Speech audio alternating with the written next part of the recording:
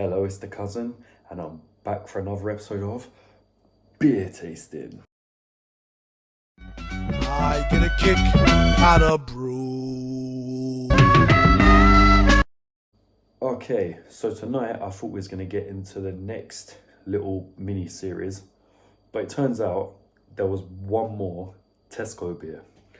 And the only reason I remembered that I had this beer was because earlier I was with Joe. It's Monday night right now, so Joe picked me up from work. We went to Tesco, drove around for a bit, and as I got out his car, he actually came to collect the tripod. But as I got out his car, I noticed he had a 6-pack of beers in the back. Was it when I got out his car, or was it? I don't remember when, or it could have been when we was at Tesco's. Don't really know why that information's important, but I saw a 6-pack of these beers, and one he'd given to me when I got the last batch of beers. I don't know, I'm not going to call it the Tesco series, but something like that. And it is none other than Quilmes Clasica, Argentinian beer. So this could fit the theme of doing a lot of international beers. Yeah, I just saw this in the back of his car today and I thought, damn, I've got one of those at home. So the little mini series will wait till after this, so I'll start doing those tomorrow. And yeah, so this is the last beer in that little series. Quilmes Clasica. It's a 4.9% beer. Quilmes Clasica Dorada vi Equilibrada Cerveza Beer, 4.9%, Industria Argentina, Cerveza de Exportación, and then you got the bottle cap right there. So give you guys a look at this design. You got a, what is that, a tractor? Yeah, a tractor in what looks like a wheat field, golden one up here on the next seal. And then the main colour scheme, you've got a bit of a wheat there, and well, a bit of a wheat, and then you've got this white and blue colour scheme. I actually think this is a nice looking beer. It caught my eye in the back of his car at least. It looks quite refreshing. There's the back of it, all the boring shit. And it's got this little engraving here, and here. 4 of them in total. Don't really know what that's supposed to be. I'll give you guys a little 360 of the bottle. Yeah, like I said, the gold, the white, and the blue is the main color scheme here, and I think it works. I'd honestly, it's not the best, or like it's not the most out there design, but it is. I think that's a good design. It's eye-catching. It's pretty straight to the point, and I'm gonna give that a 4 on design. Yeah. So it's from Argentina. Is Argentina known for its beer? I think so. I think they're known for beer, steak, football, and a massive rivalry with England, which I'm from. So if there's any Argentinians, don't hold that against me. But I feel like, I think a lot of, was Argentina not colonized by Italians, but isn't there a similarity between the two cultures?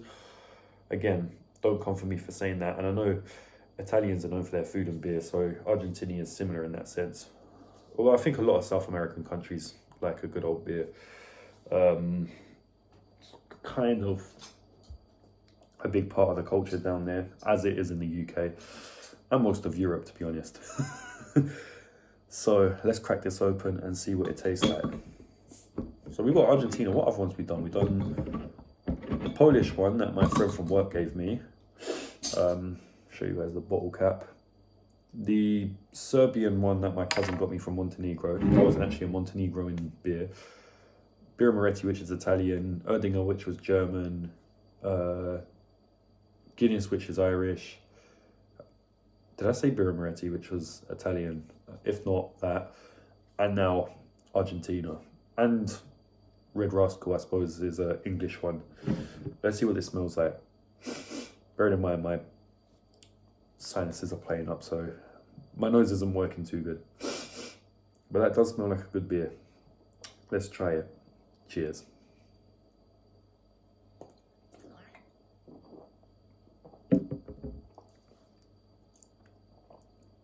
That's pretty good. That just tastes like a really nice, refreshing beer. Put a bottle cap there for later. Yeah. That is a good beer. That's first taste at least anyway.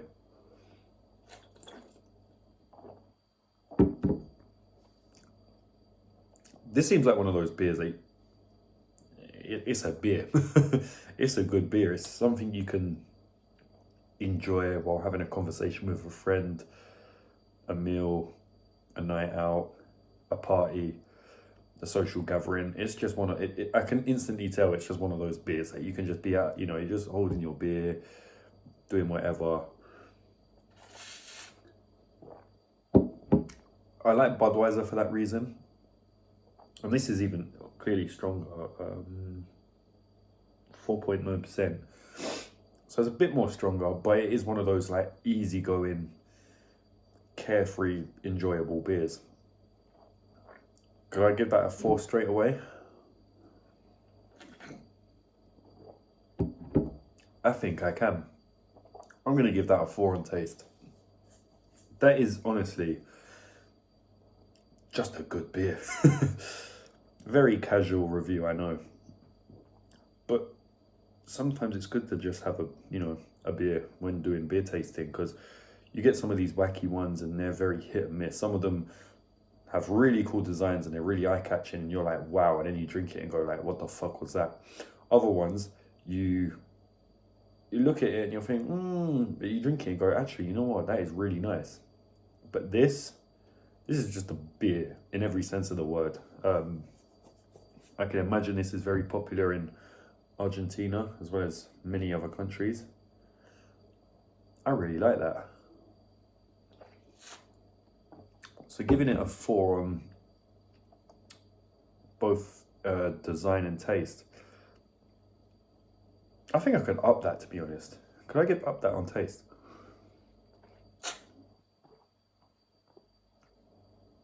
I'm going to up that to 4.5 on taste. It's not quite a 5, but it is really good.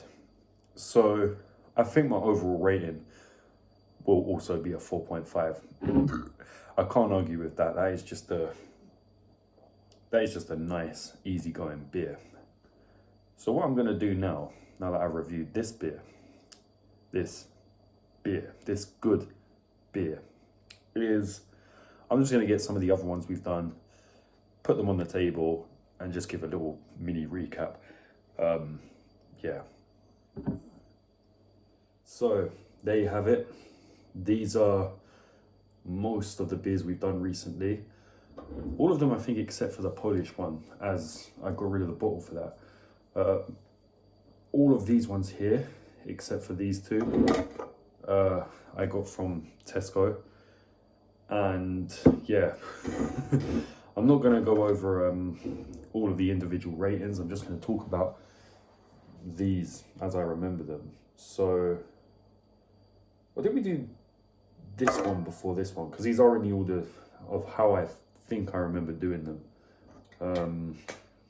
Yeah, so first we got the Birra Moretti, Italian classic. Always been a big fan of it. Me, Joe, James, and a few others, always been a fan of that. Then we had the Apatinska, which is a Serbian beer Joe brought back from Montenegro.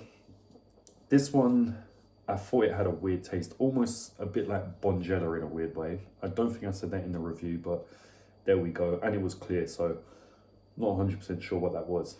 Then we had Erdinger, which was, as far as I can remember, the best beer me and Joe did when we did the original joint series on the RD Room Home Brewery, whatever. I'm going to put that name there. Yeah. But yeah, that's another good one, just like the Birra Moretti. Then we got Red Rascal. Now this one just hit me by surprise because that one turned out to be possibly the nicest beer I've ever had. I'm actually thinking of doing just a Badger beer season or series. Then we done Guinness, which just like Birra Moretti and I guess Erdinger is another classic, which we all know and love. Then we did the Naughty and Nice white chocolate and raspberry, which, yeah, that was a good one as well. I think I've had very high expectations for that, and it may not have been as good as I thought it would be. And it did look like lager, which is weird considering it's a stout.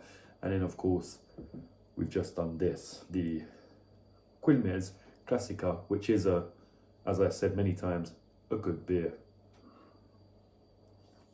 So if you've enjoyed this, I don't know, mini little series, well, I suppose it's been quite a few beers. I'll have one more coming up with, I don't know, that's going to be a weird series in itself. But yeah, this has been The Cousin.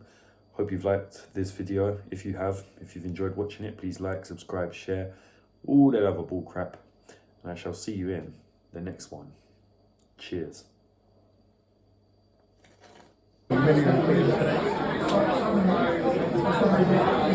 Only real men drink sparkling water. Yeah, top G, top grippo.